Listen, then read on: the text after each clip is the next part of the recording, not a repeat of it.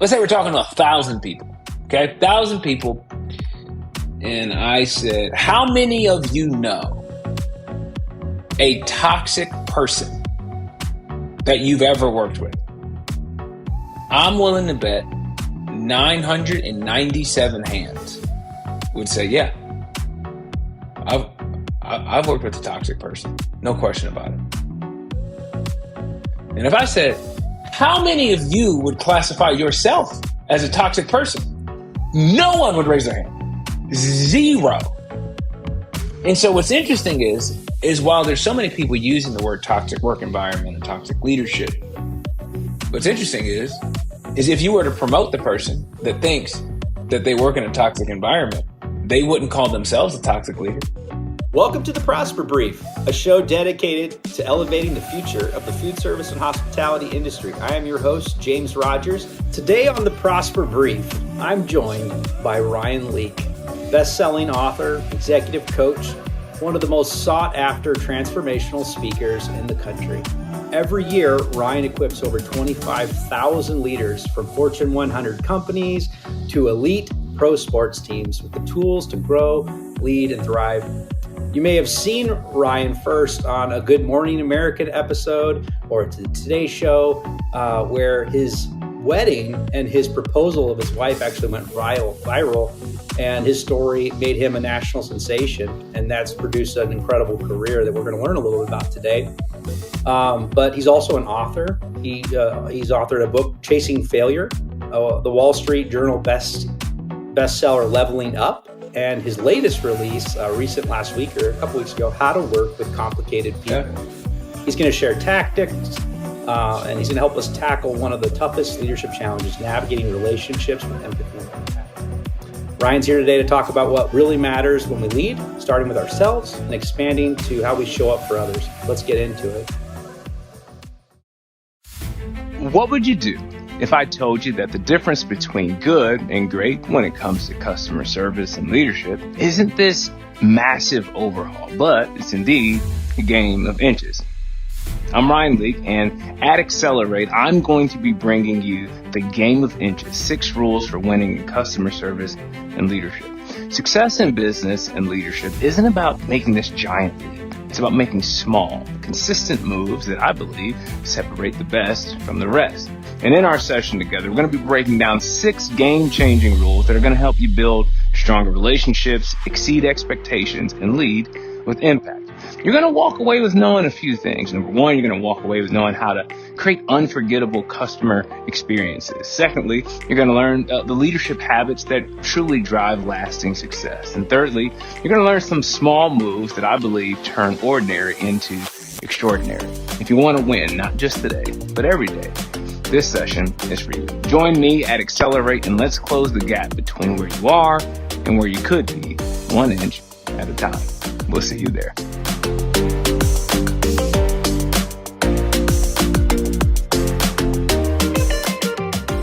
Ryan, welcome. Thanks so much for being on the show. Absolutely. Thanks for having me, man. It's a privilege. Yeah. Tell us a little more, just to we want to get to know you a little bit. Tell us a little bit more about that wedding. What happened?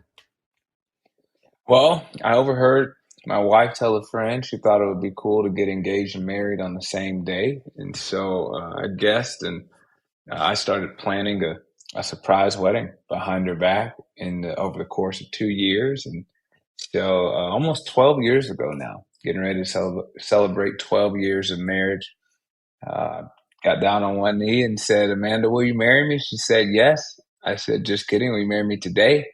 And we opened up a lounge room door, and about 85 of our family and friends were standing in there with the sign that said "Today." And so filmed the whole thing. We were engaged for a solid 11 hours, and we put it up on YouTube, and it got quite a bit of attention, over a decade ago, and that led to being on a couple of different TV shows, and which led to the Chasing Failure documentary that you just mentioned, where I tried out for an NBA team and failed. And it's amazing how long it took me to get a different perspective on failure. About 2 years after that, I realized, wait a minute, I think failure is good for us. And so I became a failure enthusiast and started sharing that message more and more. And it just resonated with a lot of people. I had a friend say it like this once. He said, people admire perfection from a distance, but they can't relate to it. And that always stuck with me.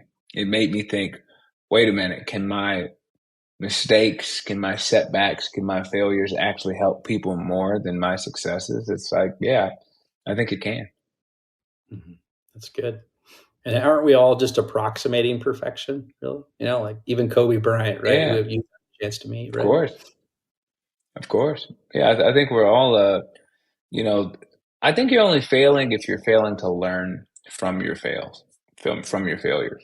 I think if you're always looking for lessons, it really comes down to a mindset. I think everything is that. Your perspective on just about everything, I think, determines how far you can go in your life.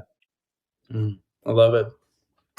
Well, you've kind of shared a little bit about it, but you've had a unique journey. Mm, You're a filmmaker, you're speaker, author, you're leadership coach. You're dealing with folks in boardrooms trying to help inspire folks to take risks, to try things, to learn how to deal with yeah, difficult people sometimes. There's a lot of fun work you're doing.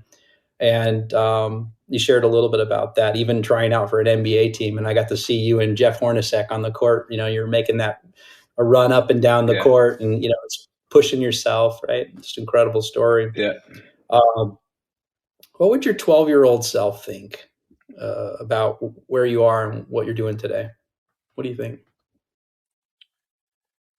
Let's see, 12-year-old me, I was excited to not have to order off the kids' menu anymore. I felt like I was becoming a man. 12-year-old me would think, I don't know, it's a good question. I think 12-year-old me would be impressed, is my guess. You know, I was talking with a friend of mine, John Maxwell, yesterday, and we were just saying how the more successful you become, the more you laugh at what your goals were a decade ago. And so I remember when I graduated college, I sat with a financial advisor. I don't even know why I needed one because I wasn't making any money. But I remember him asking me what my life goal was. Like my goal in life was to make 80 grand a year. That was my goal in life. And he laughed in my face. And I was like, what's so funny? He just said, you need bigger goals, and it's just amazing. So I would guess that my 12-year-old self, you know, would, uh, my 12-year-old brain probably would be exploding about now, given all the things that, I believe God's given us an opportunity to do. So, um, I don't think my 12-year-old self would have ever imagined what I get to do every day now.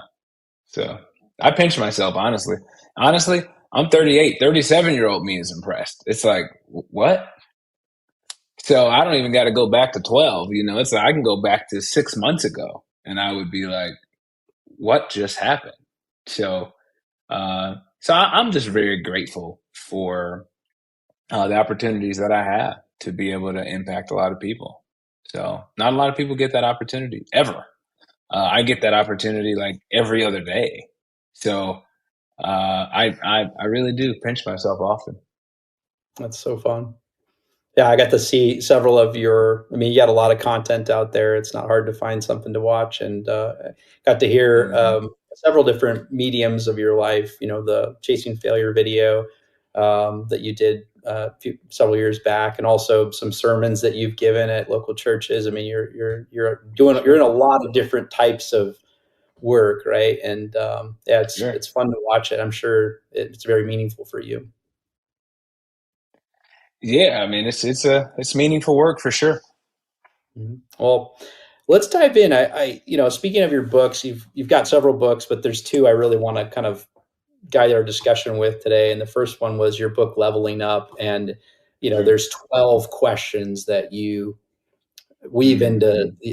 this organized thought. And each one of them is impactful. It's things like, how am I managing my time, and how do you do that? Sure, And there's a lot of rubber meets the road in that book that's very helpful. sure. I wanted to ask you the question. We don't probably have enough time to unpack all 12 of those. What are a few that you feel are like the major themes for you, the ones that maybe have challenged you the most, that you've had to learn the hard way, or what are a few that are the most meaningful from that list of 12 for you? One would be, what's it like to be on the other side of me? I think it's just a self-awareness question. I just don't think we ask ourselves that question enough. I ask it almost every day, and a lot of times I don't like the answer, specifically with my children. Like sometimes I'm like, am I just being so hard on them as I'm trying to uh, be the kind of father that helps them become men? It's also like, man, sometimes I just feel like a drill sergeant, and it's just like on the other side of me, it may not be as enjoyable. I'm like, man, I wish I was my own daddy. I wish I could go to NBA. I never went to an NBA game as a kid. It's like we had season tickets. You know what I mean? It's like you have the polar opposite upbringing of me, but it's like so sometimes I'm thinking you got a good deal here, but it's like actually on the other side of me, it can be I don't know, maybe high expectations, hard to live up to, and I think about for my wife. I think about for the people that work for me. I think people that are always trying to get a hold of me while I'm either on stage or on the plane, and maybe my answers are short, and they feel like they're annoying me in some way, shape, or form. I started noticing people started putting the same line in all the emails to me, and they all didn't know each other. Hey, I know you're busy, but and I'm like, why is everybody saying like I began to think like, man, maybe on the other side of me, people feel rushed. People feel like they have to. So that question is never going to go away from me. So that's been a game changer. The other question I think is super important for me personally is what's my definition of success? That's huge. That's huge because if you have the wrong definition of success, it will absolutely ruin your life. And you might actually accomplish it and find out that the end of that rainbow ain't as great as you thought it was going to be. And so I've had the privilege of meeting some extremely wealthy people who were extremely unhappy.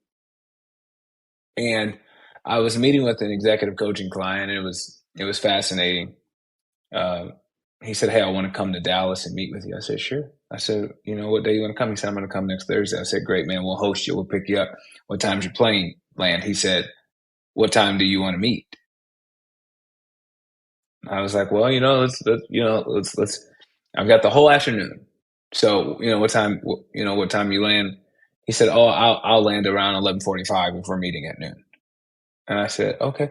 I said, "So you want me to pick you up at Dallas Love? You want me to pick you up at DFW? Like, you Southwest? What do you?" He said, "No, I have my own plane." I said, "Oh, so there's levels to this thing. All right, so you just gonna land whenever you want to land. My bad. All right, that's cool. That's fine." And I remember sitting with him, and we had a great conversation, and he's amassed a serious amount of wealth. And at one point in that conversation, he looked at me and he said, "Ryan, I'm proud of what we've built, but if I'm honest, I think I would have worked a little less." He said, "If I'm honest, I think I would have spent a little bit more time with my kids." He's like I'm uber successful, but I don't know that I need it to be uber successful. What's wrong with just being successful? He's like, so he's looking back going, you might envy some of the perks of his lifestyle and of his hard work. But sitting with him, he was looking back going, I wish I would have invested more in some of those relationships that I have. And it was interesting. I was actually with him yesterday, and just looking at his life now and looking at how his priorities have shifted on the other side of the rainbow, so to speak. It's like, you know what, as I'm 38 years old and building my business and making my mark, whatever that means, and you just kind of go, at some point you tap the brakes a little bit to go, what is my definition of success? And for me, my definition of success is that or part of it, I should say, is that the people that know me best respect me the most. I would hate for strangers to love my brand, but my friends are like, he's never around. He doesn't even call us. He's not the person you think he is. I would want my friends to go, y'all don't actually even know this dude. He's better. And so I think what's my definition of success is it's just a massive question that I think all of us should be asking. And it helps us to understand why we're working so hard in the first place. Yeah, and also maybe to isolate the things that we should not fail at. Like you got two Sure. boys, can't fail No there. question about it. Mm-hmm. No, yeah, you don't want to You do will that. fail, but No. not the major failure, right? Yeah, Sure. yeah. What else you got? You got any other diamonds there you think are worth chat about? I mean, I could talk about any of those 12 questions, it's like how much time you got, I don't know, how we got quite a few questions, so I don't Yeah. want to take up all our time. Well, I'll say just for one more. I think one of the ones that really resonates with me, and I think is probably the most challenging for at least the American culture, maybe all cultures, and for men especially, Sure. is who knows who I really am. Kind of what you even For said is sure. like the people who know me best, what do they think Hmm. about me, right? And even in the Yeah. workplace, am I the same person at work as I am here and there at home? And Yeah. that's a tough one. That's a really, I mean, it's the last question on the list. Yeah. That's transparency, right? Man, it's huge. I just, my corporate superpower is that people tell me how they're really doing. People are very honest with me. And I'm amazed at what people have gone through on a Monday and will show up to work on a Tuesday. It's astounding. I was talking to a friend earlier who was telling me a story about how one of their best friends who works for Microsoft and her grandfather died, who she was very close to. And at the funeral, her father cussed her out and then went to work the next day. Now, if you're walking around Microsoft, there is never a day where you're thinking to yourself, man, I bet somebody got emotionally slaughtered yesterday on their darkest day. You're just not thinking that. You're not thinking that at all. And so it just makes me more of an empathetic leader person to just think you just don't know what people are walking through the doors with. And so, but you do know what you're walking through the door with. And so how do we become those kind of leaders that have the kind of vulnerability that just say, hey, you know what? I'm not always going to be at my best. I'm always going to give my best, but sometimes my best is very little because that's all I have to give. And to make some space for other people's human. So again, that's why I think that's a vitally important question for sure. You mentioned that that people tend to open up to you, especially they feel comfortable. Do you think that your transparency produces that or helps to produce that result? I think so. I think my natural communication style is very personable. It is very, um, I don't cite or quote a lot of other people. I don't, typically my stories are mine. They're with my friend at Microsoft. You see what I'm saying? Like there is very much a human element of I'm in the trenches with the audience. Does that make sense? So I don't I again I'm not against sharing stories from history or pointing to a case study or doing anything of that nature, but that's just never really been my communication style. And so I think as I share stories from my life or, you know, at a corporate event, I, I don't feel like, I don't want to say I'm just so unique, but I will say this. It, it's not going to happen very often from my vantage point. You could totally disagree and maybe you see it from a different perspective, but you're not going to hear many people get on the stage and go, I think I could be a better parent. Parenting's hard. And I think on the other side of me, it's actually pretty like, I just don't think you're going to hear people talk like that. I don't think people are going to get up there and go, I think I could be a better husband. I just, I just don't think that happens very often. Again, I'm not saying I'm the unicorn. I'm the only person in the world who does that, because that's not true. But it's pretty rare that you can introduce vulnerability from the stage to say, man, man, there's some things in my life that I wish were different. There's some things in my life that are very difficult. There's some things in my life that scare me. There's some things, So I think when you're sharing those things, people naturally open up to go. I mean, dude, I can't tell you how many times I've spoken for 60 minutes and I'll share one story about my dad and they'll be bawling their eyes out. And it's like, the story about your dad. And I'm just like, anything else? I mean, I just talked about a book for 60 minutes. Anything else that value your life?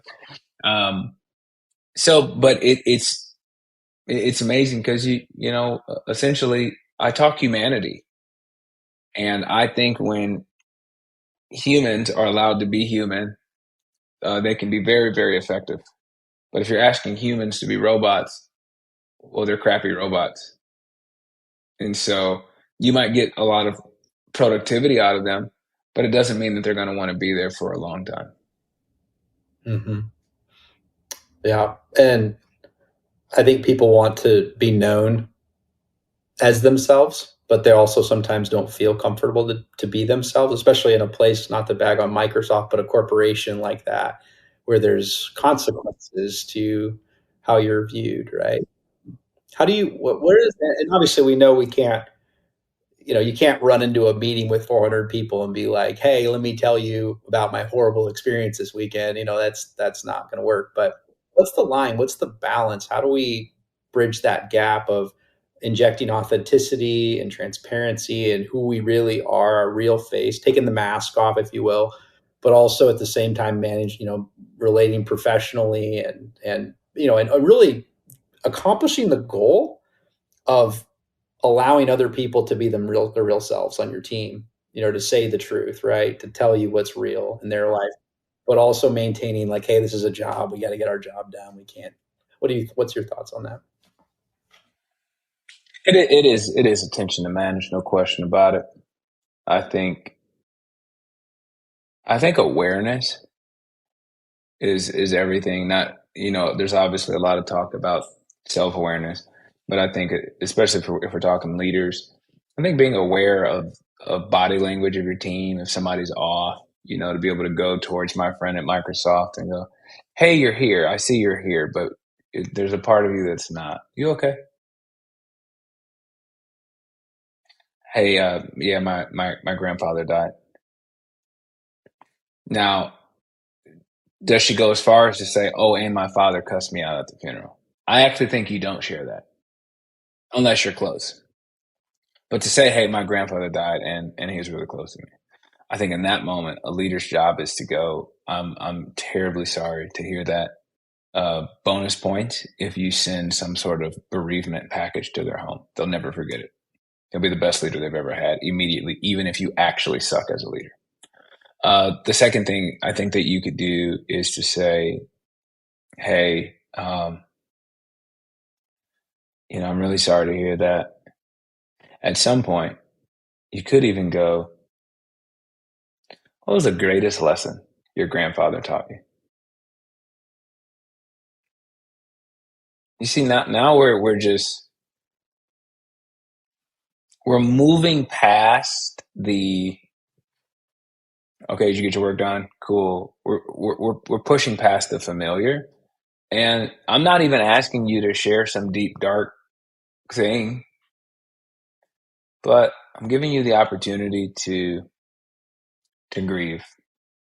Hey, he sounds like a great person. Again, I'm really sorry to hear that. I mean, you're leaving space for honor and what I like to call a pause. you're able to press pause long enough to give them the opportunity to breathe and feel that moment. And dude, I can't tell you how many women I've heard from who've had miscarriages and go to work the next day and aren't going to broadcast that, don't want to talk about it. Um, but I think part of this is just creating that, psychologically safe environment where people can they've got permission to just not be robots, to be off, share you want to create an environment where they can share, but don't have to. But you want to create a safe enough environment for people to go, man, it's been rough. It's been a rough couple days. Um, you think about just things that go on with children that can just zap a parent's energy to show up and give their best at work. And so I think just having an awareness of it. There was a study done. I don't have it off the top of my head, the exact uh, group that did the study. And, everybody always says 40% of whatever you say, whatever, and it just sounds true. But there was a study done, and a reputable study it was, where it said that when leaders, 63% of the time, when leaders recognize their team's pain, this was specifically around change, because people are having a hard time with organizational changes, or people are having a hard time with technological changes, or economical changes, change. And the study was done where it says if the leader just recognizes, hey, this is hard for you, 63% of the time, people just get back to work. They just wanted to know, you see it, you recognize my difficulty. They don't actually need you to change it back. They don't actually need you to fix anything. They just need you to recognize, hey, I'm having a hard time right now. And for you to be the kind of leader that says, man, I see it. Man, I get that.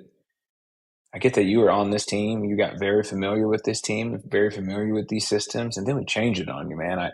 And yes, this is where the business is headed, no question about it. But I realize that's hard for you. Some people, their only friends are at work, and then you put them on a new team. It's like you threw them into a middle school lunchroom all over again, starting from scratch. And so for you to be able to recognize, hey, I realize you got some strong relationships in this other department.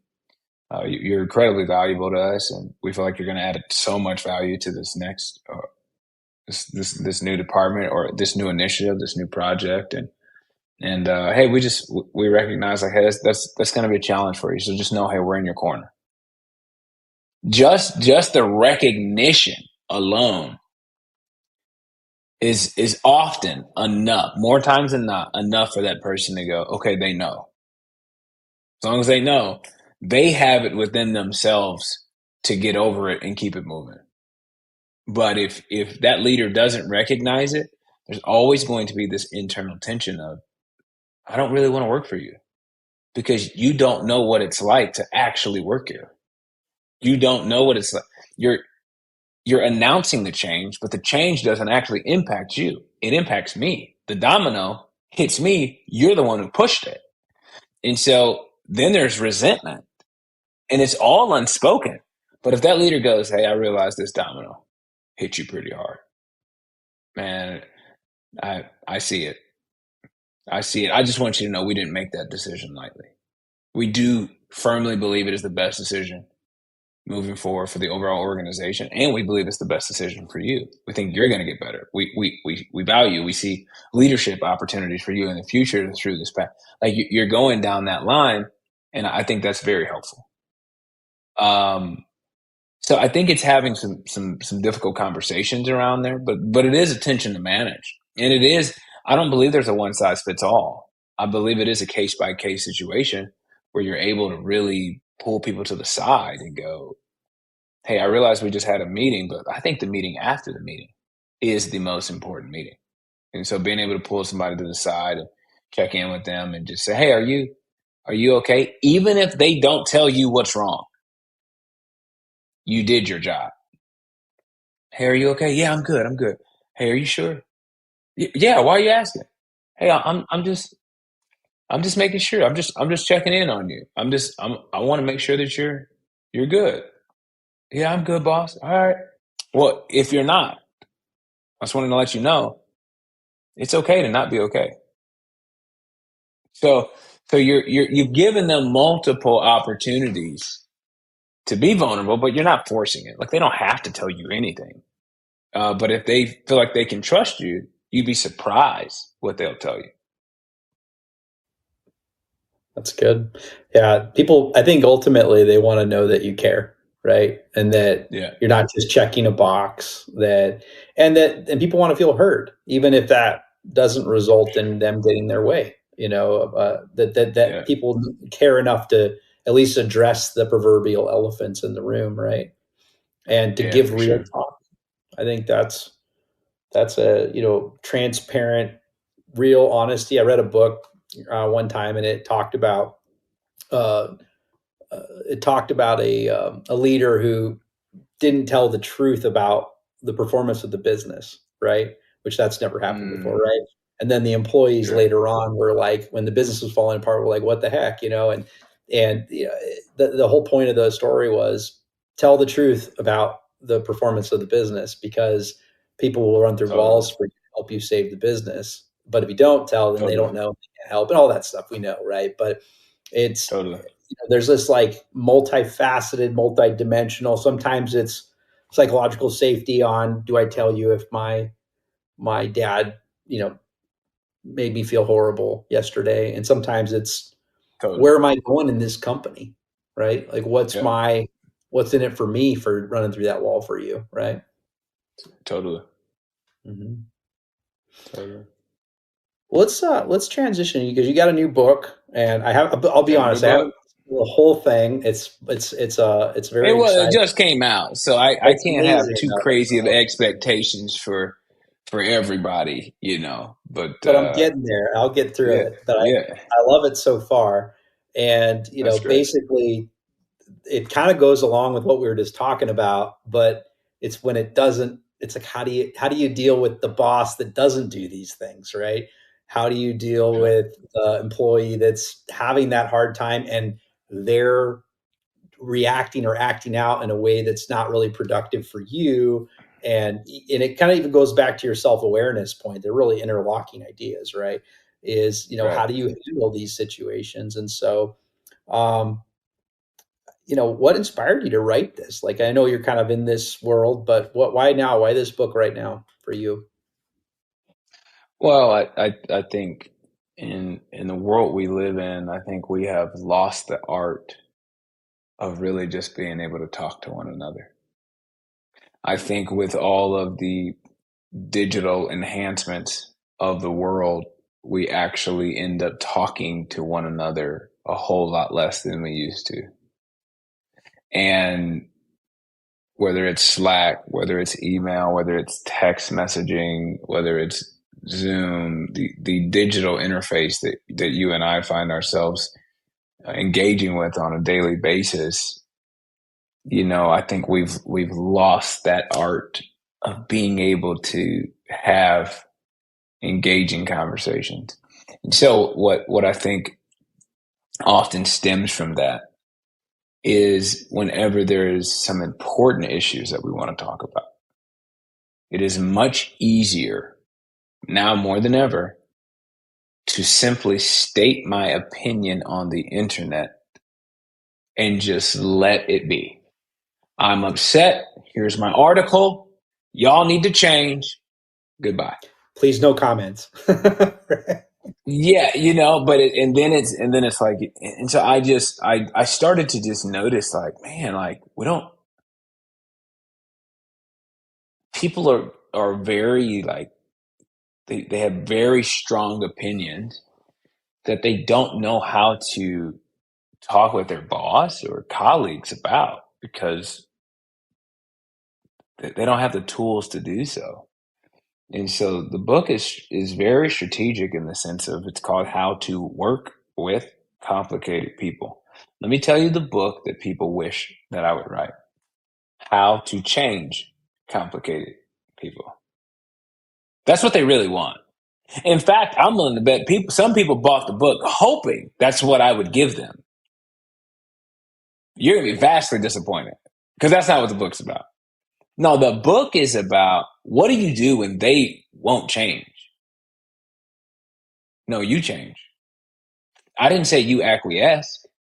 I didn't say that you bend over backwards. I didn't say you become a welcome mat. No, no, no, no, no. I say you change your strategies for how you engage somebody that you deem complicated. And the goal is to work with these people. Dare I say thrive with these people. Because if you can only work well, if you can only thrive, if you can only give your best when you are surrounded by like-minded, supportive people who share your communication style and work ethic, if that's the only time we get the best you, when there's sameness, then let's just be honest. You're not that valuable to this organization.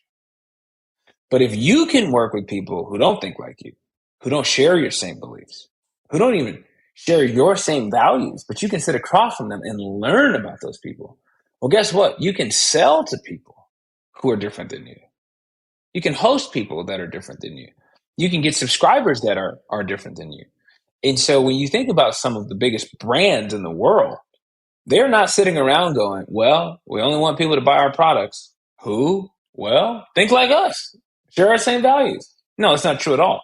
They're going, no, how can we sell to everybody? Well, imagine if you were the kind of person that says, well, for us to sell to everybody, wouldn't we have to work with all kinds of people that, don't always see things the way that we do? Obviously, there's some company values that they need to share. But at the same time, I think that there's something about having somebody on the team that just brings a different lens and a different perspective than you do, that experience allows you to work with almost anyone. Now, there's a whole chapter in the book on boundaries and what do you do with that person that's just impossible. So I'm not advocating for, I'm not advocating for, a toxic situation. But here's what's interesting. You can pull, let's say we're talking to 1,000 people, okay? 1,000 people. And I said, how many of you know a toxic person that you've ever worked with?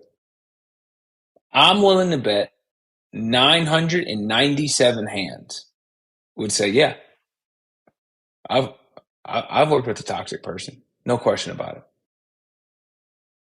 And if I said, how many of you would classify yourself as a toxic person? No one would raise their hand. Zero. And so what's interesting is while there's so many people using the word toxic work environment or toxic leadership, what's interesting is if you were to promote the person that thinks that they work in a toxic environment, they wouldn't call themselves a toxic leader. They would just call it a promotion and they would just continue working. And so I push back a little bit on some of these terms that we've prescribed to certain environments that is just going, I don't think any toxic person knows it. Also, I don't think any toxic person is trying to be. I don't think any toxic person is waking up going, you know what I think would be a good idea? If I would to just make other people's life miserable. I think that's a plan. Let's go do it. Yeah, you know what? I think my ambition is getting the worst of me, and I actually think I'm going to undercut this other person that works for me. And you know what I've decided to do? I think I'm going to take credit for their work today. Yeah, that's my plan. Yeah, I can't wait for that meeting so I can just slip in there, take credit for the work, and get the sale, and then that person's just going to be screwed. I I don't. I think we assign malice to people who aren't that smart to be able to even put that plan together. I think people are just selfish, and out of their selfishness comes toxic behavior. But I don't think anybody's waking up and whatever. It is incredibly difficult to see toxic in the mirror, and so that's where it's the heart of this book is to say, hey, I want you to be able to move towards people. I want to give you some strategies on how to work with people that are even difficult, and starting with the realization that, well, if you were toxic, how would you know? That's a very, very difficult pill to swallow. Even somebody that would say, man, I was in a toxic relationship for 2 years would not say, but I was the toxic one. Do you see? Like, nobody, you never heard anybody say that. They'll say, yeah, I was in a toxic relationship, but you're like, for you to be in a toxic relationship, you do realize what that means about you. And guess what? You have a job. So could it be that you're a toxic person? It's like, nobody would say that. But I think if we start the conversation with, man, you know what? I realize that there's some things about me that aren't easy to work with. And I have to wonder if there's not somebody that works with me right now that's giving me grace and they just haven't told me about it. Yep. And that kind of goes back to that transparency, right? Is, hey, Absolutely.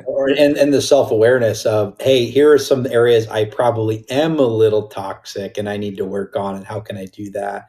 But also to, what your point Yeah. is, how do I invite that feedback so that I can get better and so we can level up, right? It's in your level up book about feedback and having Right. the 360 style feedback loop from people that you trust and that aren't going to tell you what you want to hear, right? Yeah. I mean, I think it's easy to prescribe something extreme to people that aren't us, like the word toxic. Mm-hmm. But I would never tell someone to say, yeah, you should see the toxic in you. I would say, no, you should see the difficult in you. You should see the challenging in you. Toxic is such a, man, it's an extreme word. I would never want anyone to say that about themselves, but yet we say it about other people. Yeah. We toss that word and words like it around as very light. And I'm like, that's a very serious word that I would never want anyone to say about me. And so I think it's just, again, having that level of self-awareness, I think is very important. Yeah, that's great. Let me ask you this.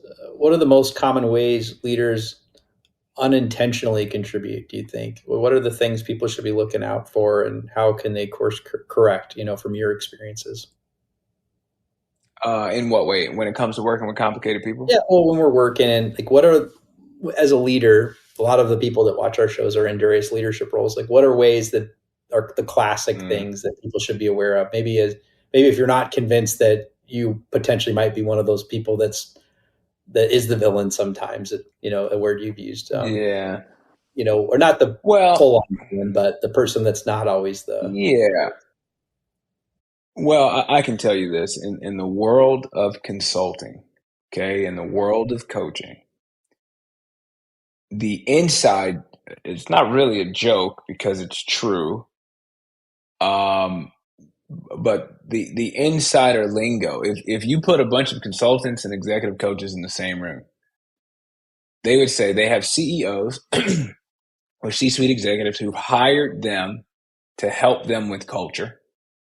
And what they would say, if they were honest, is the CEO is the problem with the culture.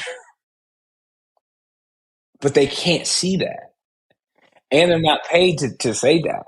But if but if you get drinks with an executive coach, you get drinks with a consultant, they'll tell you the truth. They'll say, listen, I know they're paying me to fix other people, but the other people, when I actually talk to the other people, it starts from the top and works its way down. And so I think that self-awareness piece is just massive. The second thing I would say is every leader I know believes they are a clear leader. They think that they speak with clarity. They believe that everything they say makes sense. It does not. That is the hardest. It's just like I'm saying it as clear as day. It's like, yeah, but the one thing leaders can often misunderstand is just because you said it doesn't mean they heard it. Like, some leaders think, I'm in charge. I said it in the meeting. Now everyone needs to just go and do what I just said. They don't even know what you just said. For example, yesterday I was teaching about 2,000 leaders. I was teaching them how to connect with people that had just been in the organization, let's say a year or less. I was just giving a very practical example. I said, if there's somebody in your organization that's been there for 18 months or less, year or less, once you do your meeting, I want you to pull them to the side and I want you to ask them this question. Is there any acronym that we use all the time that you actually don't know what it means? Is there any acronym that we use all the time that we think is common lingo and we think everybody knows, that if you're honest, you actually don't know? I guarantee you they're going to be like, actually, I don't know what ESL stands for. I can't tell you how many pre-event calls I've done with clients. I do 120 events a year. And I'll ask them all the same questions. I can't tell you how many times they have used an acronym. And I'll say, hey, Paul, sorry, I hate to interrupt you. What does that stand for? I can't tell you how many times they've gone, you know what? We use it so much, I don't actually know what it stands for. I know who I'm talking about when I say ESLs, but I don't actually know what ESL stands for. Or I watch them go, it stands for executive uh, executive sales leader. I think I'm pretty sure, but they run our territories. We just call them ESL. It's like even they are struggling, and they've worked there for 15 years. And so, especially you start getting into healthcare, you start getting into food. It's like they've got so many acronyms that they think it's common lingo, but it's like, man, you just got to think about the people who just got here. They may not know exactly what you're talking about. And so, I think leaders' communication, it feels clear. They could even say, "Look at the email. I said it right here." I say, "Yeah, but you're assuming they read your emails." It's a massive assumption. What makes you think, well, I'm their boss? Of course they read my emails. They skim your emails. It doesn't mean that they read your emails and that they're paying attention to every single word. It's because there's not enough time. There's not enough time to read everything perfectly. It's not personal, right? It's not rebellious. And we all have our email fatigue. We all have the emails. Like once we see the length of them, we make a decision if we're going to read. We go, oh, no. I'm going to do this. Like you're just, and everybody's threshold's a little bit different, but you can just, I mean, I'm a terrible email reader. I'll respond to two of the questions. They'll be like, well, you didn't answer the third. My bad. I didn't see it. Well, that's because I skimmed it. Your email was very long. That's not a you problem. It's a me problem. But nevertheless, to assume, that's what a lot of leaders do. A lot of mistakes that they make, not knowing it, is they just assume everybody's just, underlining and highlighting their emails. It's like, that's not happening. No, you got to assume that they're skimming. You have to assume that they don't fully understand the mission, the vision, the values, the strategy. It's got to be crystal clear. Crystal clear. Other big mistake I see leaders making unknowingly is they will often bring their best ideas to a meeting, and then the rest of the room is like, well, what are we supposed to do now? Are we here to just make your ideas happen? Or are we a team that the best leaders don't have the best ideas? The best leaders are the people that can bring the best ideas out of their team. When you can spark creativity, when you can ask the right question. For example, I love being as practical as we possibly can. If you go into a meeting and you say, what's the most annoying thing our customers have to deal with every single day, and how can we remove it? what's their chief complaint? What's the thing that's irritable? What's the thing that, man, if we could wave a magic wand and change this for our customers, for our clients, our patients, it doesn't matter what the industry is. If we could remove this layer, like, it would change our business forever. What would that thing be? Just let everybody talk. You might already have an answer to the question, but it's now a discussion. It's not a directive. It's now well, I'll tell you, I saw this on Twitter from one of our people that were on our airplane. I noticed this. What did you guys notice? Instead of coming in and saying, hey, I've been hearing on Twitter, this is what's going on our airplanes. We need to change it immediately. That's reactive. You're just reacting. And now everybody's just scrambling, trying to just, do what you told them to do. But when you spark creativity to go, wait a minute, you're actually going to find out that there's things that are annoying for the people you serve every day, and you didn't even know about it. Well, now you know. And in fact, the thing that they share might be way bigger than the thing that you actually have. And so you actually might put that on the back burner and say, that's another meeting. There's actually quite a few irritants, quite a few hurdles that our customers have that I was unaware of, but now I know. And I didn't have to be the hero. Somebody else brought that idea. Now we've got a collaborative. Now we're actually leading. I think when a leader does that, I think they truly are building a team, and now people feel like they're actually on it. They feel like they're contributing to the business, and that we're consistently getting better. Or the question could be, what's something that our team members find annoying that if we could remove it overnight, it would instantly make their job better? Let everybody answer that question. Wow. Whatever you hear in that moment, it's just like, we could be the best place in the world to work if we just remove these three things. And you might go, man, well, option number 3, we can't do a whole lot about. Option number 2, it costs $1 billion to change. But option number 1,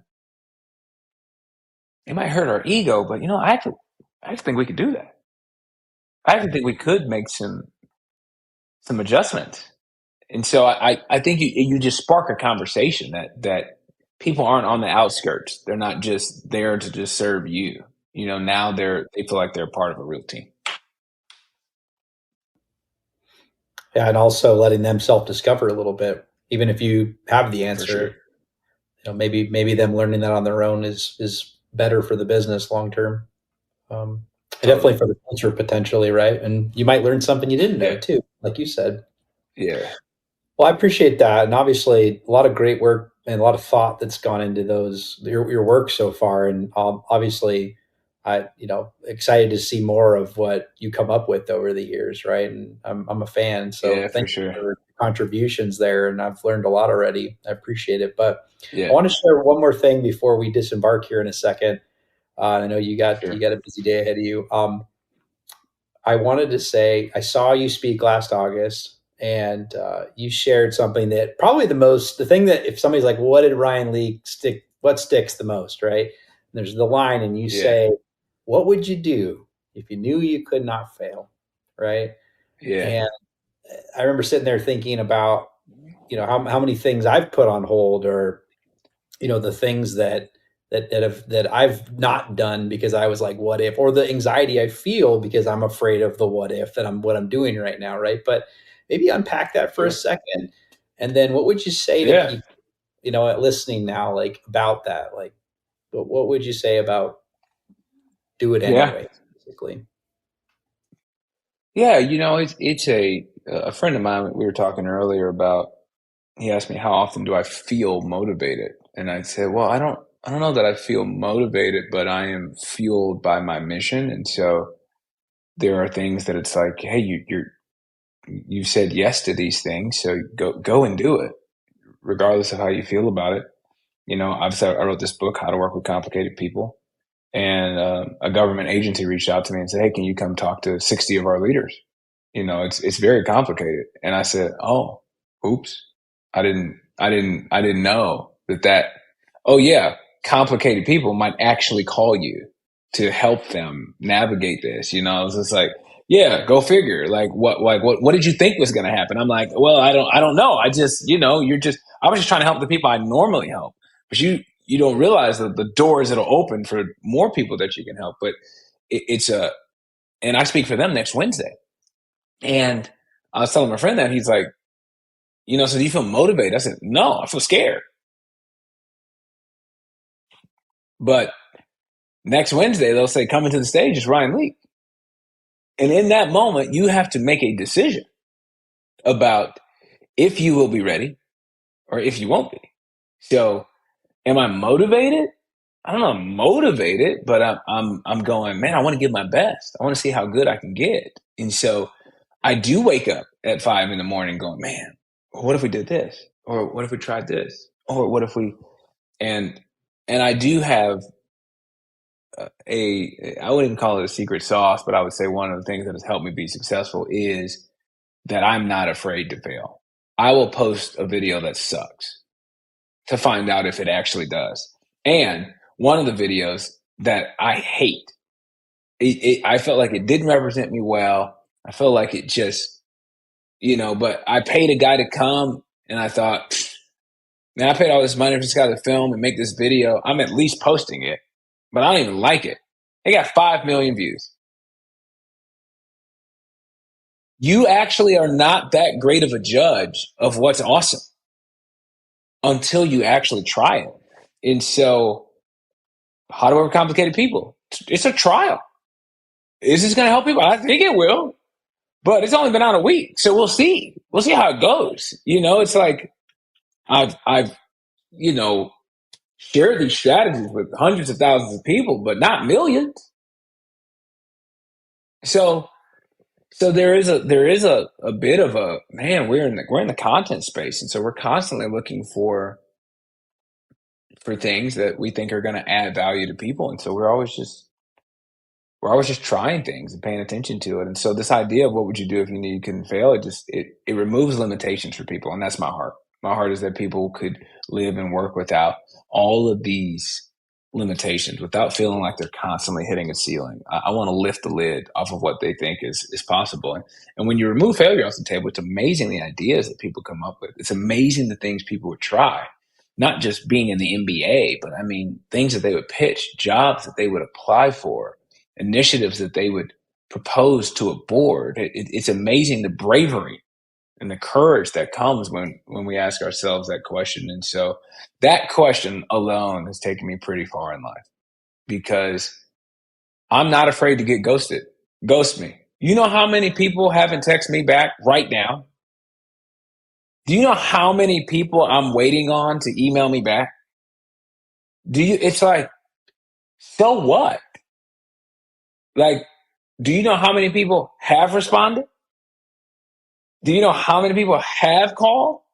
It's like you could focus on, like, oh man, so like one company I'd love to speak for, I've never spoken for, is Nike, right? It's like, oh, we're Nike's big Nike guy, basketball guy. It's like, man, I'd love to speak for Nike. Man, I'd love to speak for Nike. I mean, I can sit around and go, man, Nike's never called. Nike's never called. Vans did. I'm speaking for Vans this summer. Okay. It's like, it's not disappointing, dude. It's like focus on where you have, like, think about the people that have called you, the people that are leaning on you for wisdom and insight and content. You can wish you were somewhere else, but how does that help you or anybody? And so it's like, I don't go, oh man, I wish it was Nike over Vans. It's like, no, it's like, dude, well, one, if you paying me, I'm probably coming. So there's that. Number two, it's like, dude, just serve the people that are in front of you as best you possibly can, and let that take you where it goes. But you can get so like wrapped up emotionally and disappointed and, oh, this person did do this and I can't. It's like, man, think about the people that would love to get a phone call from you right now. Think about the people that would be glad to see an email from you, and begin to give your best to those people. And so I'm not afraid to shoot an email. I'm not afraid to make a video. I'm not afraid to hit post. We've got 3 or 4 posts scheduled out that I think a few of them suck,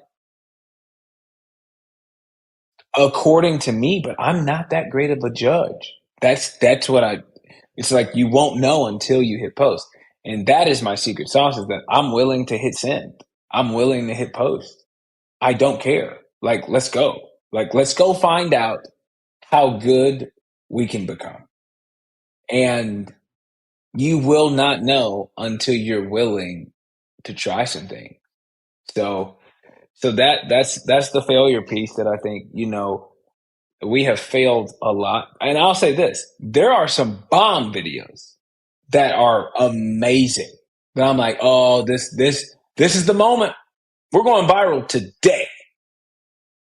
Nothing. Nobody cares. It does not strike the chord you thought it was going to strike. So you can't go into it with this has to be viral or bust. It's like, no, create as much stuff as you possibly can that you believe will add value to other people. And sometimes what I think will add value to people doesn't. And sometimes I think, man, nobody needs this. And then it's like, no, everybody needs it. You're like, oh, well, now I know.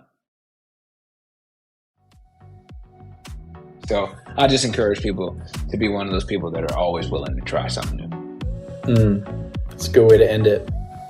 Well, Ryan, thanks so much for joining us today on the Prosper Brief. You're amazing. You're doing incredible work, and it's been a pleasure. So thanks for taking the afternoon to talk with us.